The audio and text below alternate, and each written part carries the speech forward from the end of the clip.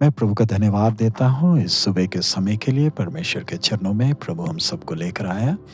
आज के वचन मनन के लिए हम लोग मत्ती रचित सुसमाचार 5वां अध्याय उसका 11 और 12 वचन हम पढ़ेंगे। मत्ती 5वां अध्याय उसका 11 और 12।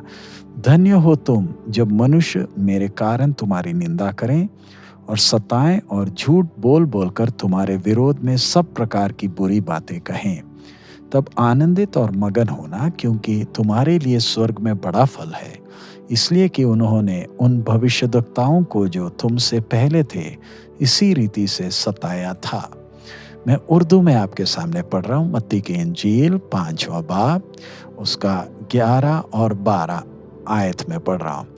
जब लोग मेरे सबब से तुमको लान तान करेंगे और सताएंगे और हर तरह की बुरी बातें तुम्हारी निस्बत नाहक कहेंगे, तो तुम मुबारक होंगे। खुशी करना और निहायत शादमान होना, क्योंकि आसमान पर तुम्हारा अज्र बड़ा है, इसलिए कि लोगों ने उन नबियों को भी जो तुमसे पहले थे इसी तरह सताया था। इधर हम अपने प्रभु यीशु मसीह के शब्दों को ध्यान से देते हैं कि इधर पहली बार है प्रभु यीशु कह रहे हैं, जब लोग मेरे सबब से तुमको लान तान करेंगे और सताएंगे और हर तरह की बुरी बातें तुम्हारी निस्बत नाहक कहेंगे, तो तुम मुबारक हो। हिंदी में धन्य हो तुम।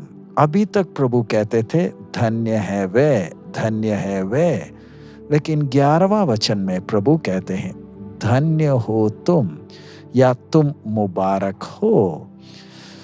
इधर हमने ध्यान से समझना है कि प्रभु यीशु भीड़ को उनके प्रभु के पीछे चलने के कारण जो कीमत देनी पड़ेगी उसके बारे में साफ साफ बयान कह रहे हैं कि तुम्हारे आगे का रास्ता इतना आसान नहीं है,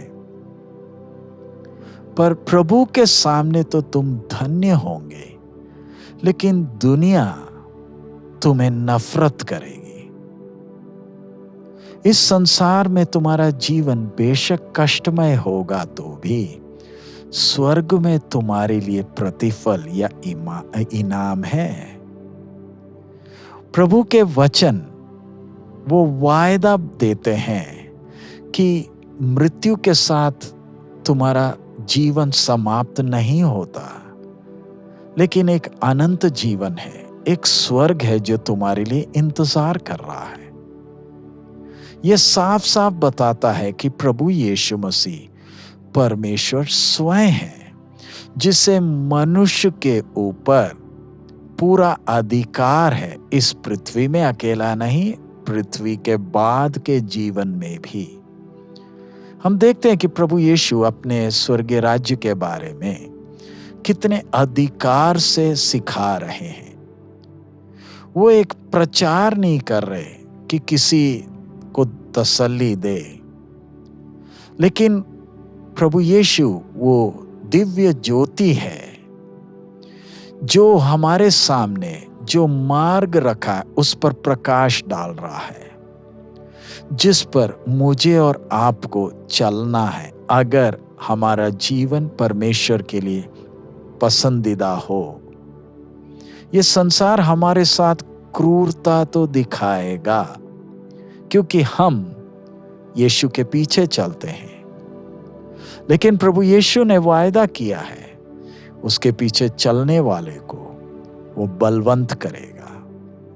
इधर प्रभु यीशु मसीह उन्हें तसल्ली दे रहे हैं कि पहले भी तो उन्होंने नबियों को, जो परमेश्वर के मुख के तौर पर, जो परमेश्वर की आवाज थी, उनको भी संसार ने सताया, वो जब सत्य के लिए खड़े थे। और ये हमें तसल्ली देता है, और ये प्रभु का वचन हमें तसल्ली देता है। ये किसी मनुष्य की बातें नहीं है, ये इस पृथ्वी के बनाने वाले की आवाज है कि संसार बेशक हमें स्वीकार ना करे, जैसे प्रभु यीशु को स्वीकार नहीं किया, जैसे नबियों को स्वीकार नहीं किया, लेकिन स्वर्ग हमें ग्रहण करेगा। जो परमेश्वर की आवाज को स्वीकार नहीं करता, उनके लिए सजा इंतजार कर रहा है। संसार हमें प्रभु यीशु के कारण हमारी निंदा करेगा, हमें सताएगा और झूठ बोल बोलकर हमारा विरोध करेगा, क्योंकि शैतान जो इस संसार का प्रभु बनकर चलता है, उसके सारे योजनाओं को प्रभु यीशु ने कुचल दिया है। इसलिए लोगों को हमारे खिलाफ उकसाकर शैतान लाएगा और हमारे खिलाफ झूठी झूठी बातें कहेंगे। एक व्यक्ति जो प्रभु को पूरे दिल से प्यार करता है, उसके लिए ये सब बातें सहना कोई मुश्किल नहीं है, क्योंकि वो प्रभु को इस संसार से ज्यादा प्यार करता है। उसकी नजरें, उसकी आंखें इस संसार की बातों पर नहीं, वरन अनंत जीवन पर टिकी हुई हैं।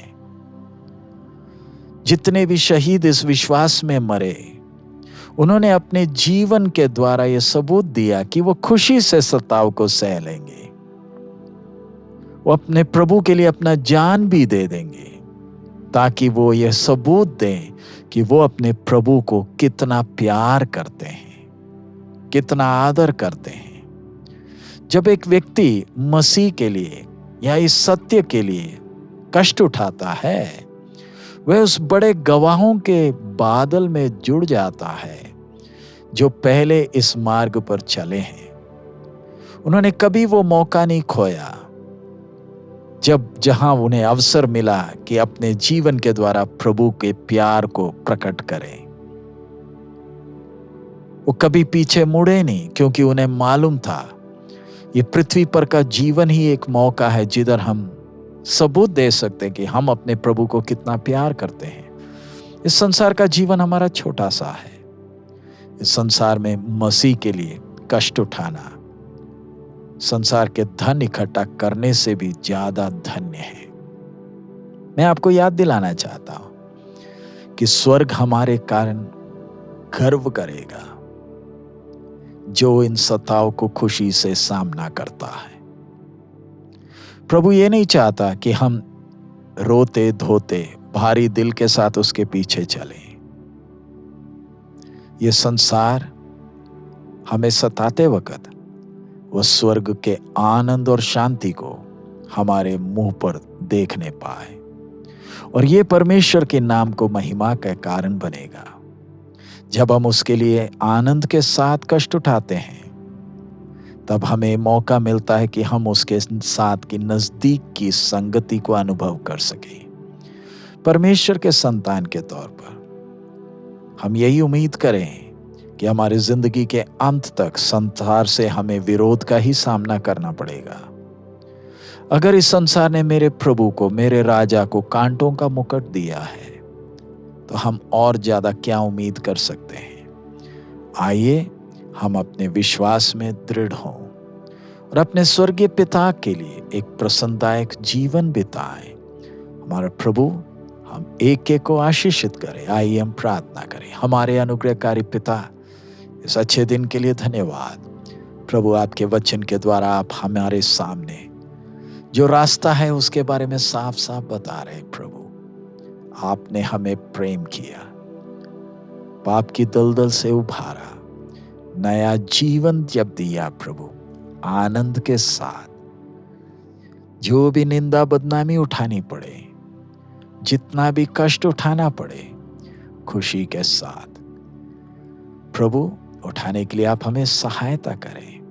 आपने हमें प्यार किया, हमें भी आपने मौका दिया कि हम अपना प्यार दिखा सके। प्रभु, इस अवसर के लिए धन्यवाद देते, दिलेरी से खड़े रहने के लिए मदद कर।